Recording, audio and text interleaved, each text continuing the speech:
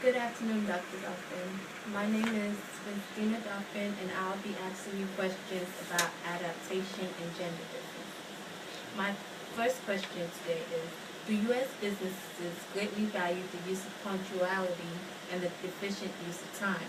How is the use of time and schedules valued when it comes to business in Sierra Leone? The use of time um, is valued highly, and punctuality, because punctuality and timing represent or reflect responsibility.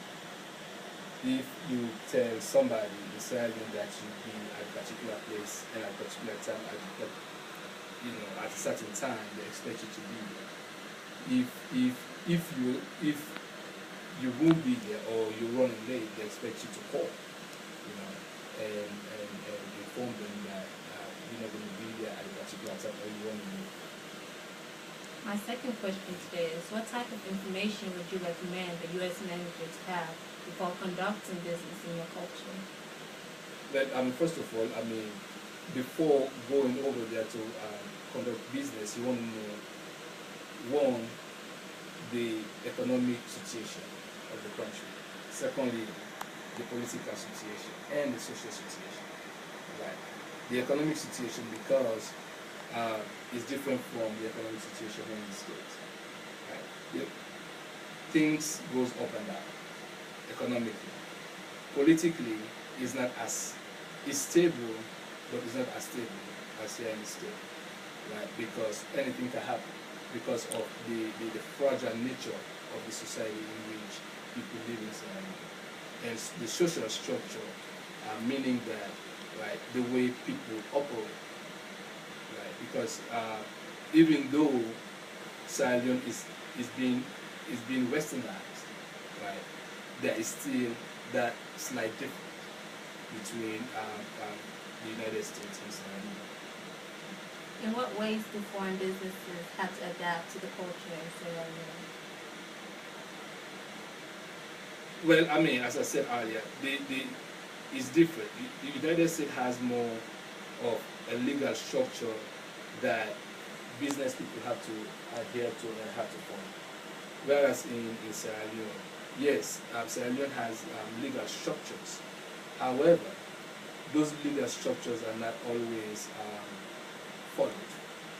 We have a lot of underground businesses that people do, and a businessman from the United States has to understand that, and has to understand how to go around, those loopholes, from avoiding, so they will avoid the problem of getting the problem of people stealing their money, basically. So you can also say that that's one of the barriers that American businessmen and women face when they're starting a business. Well, it's not a barrier. It's just something that is supposed to know, right? Because the barrier, if you call it a barrier, then it's something that they have to cross over. It's just an information that they need to know. So at least when once they go over there, they know what they are up to and what they are doing. What are some of the biases that Americans or other foreign businesses need to think before starting a business in Sierra Leone?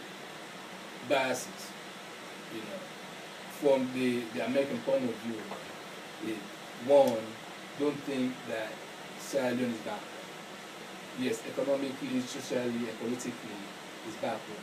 But when it comes to business-wise and intellectually, the people are very sophisticated. They are very smart, right? Because some American businessmen and women, even foreign businessmen and women, that's some of the problems that they run into. They go to Sierra Leone, they think, okay, well, the people are not enlightened enough, they're not smart enough, they don't understand the world enough, right? Then once they get there, they leave themselves open for people to steal their money, and by the time they realize that those people are smart, it's too late.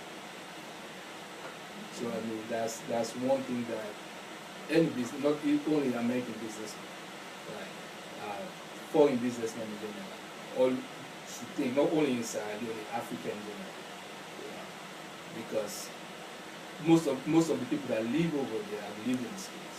Some of them have lived in other parts. So they took all those survey and those um, um, different ways of doing things. So My next question is, how does gender play a role in business in Sierra Leone? I mean, gender locally, gender doesn't play much of a role. I mean, because especially within the city, right?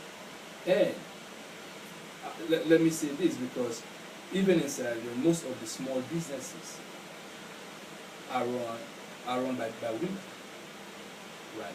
But the big businesses are operated by men, right?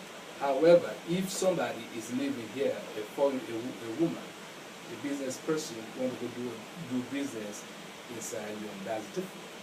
Because then they will assume, it's just like the biases all over the world. They look at that individual, she's a female, they think they can just run roughshod or take advantage of that female. So what I would suggest